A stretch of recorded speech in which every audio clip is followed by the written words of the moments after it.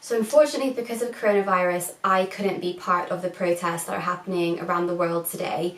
But I wanted to do more than just upload a blank black screen to signal that Black Lives Matter and that things need to change. Because to me, uploading a blank black image implies absence and silence. And right now, the last thing we need is absence and silence. There has been an absence of racial justice for too long.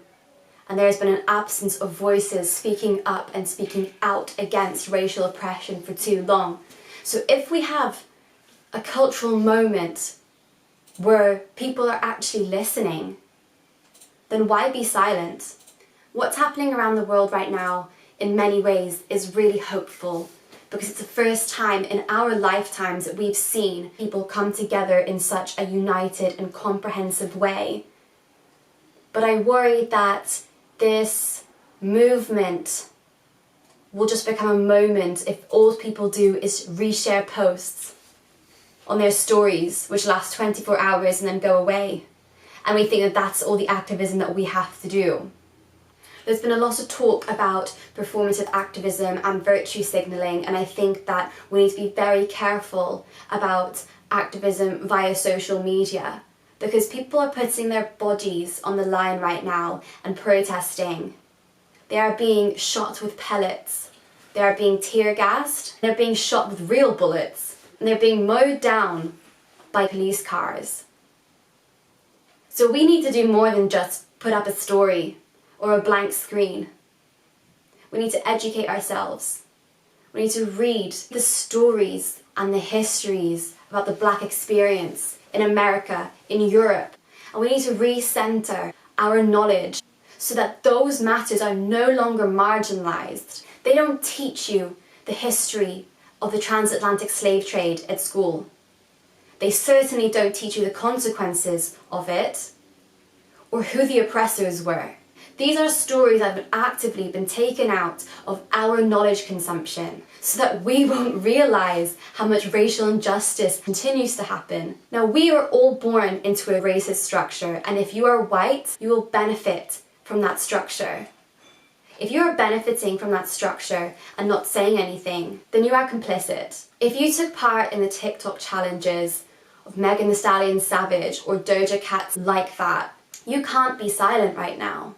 If you listen to Drake, J Hus, AJ Tracy, Jay-Z, Kanye West, Childish Gambino, Roddy Ricch, The Weeknd, if you blast black music in your car and rap along, then you cannot be silent right now because you enjoy black culture and black music.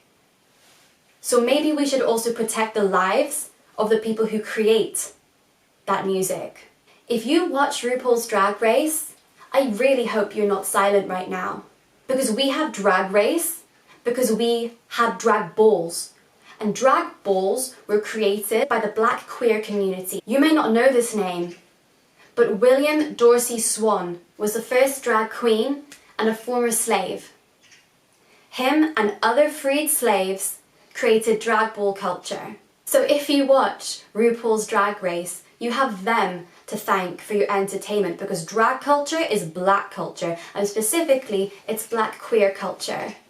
And transgender people and black queer men and drag queens have been murdered so that we can enjoy this. Posting hashtag justice for George Floyd isn't enough. Or hashtag Black Lives Matter now isn't enough.